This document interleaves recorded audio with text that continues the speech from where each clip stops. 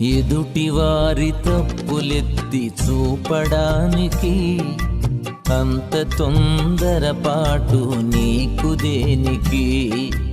ఎదుటివారి తప్పులెత్తి చూపడానికి అంత తొందరపాటు నీకు దేనికి?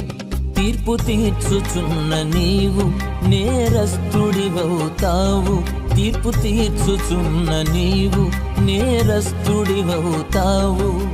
ఉగ్రత సమకూర్చుకొనెదవు. జాలి చూపు యేసు న్యాయవంతుడు. జాలి చూపు యేసు న్యాయవంతుడు. జారిపడిన నిలుపుటకు సమర్థుడు. జారిపడిన నిలుపుటకు సమర్థుడు.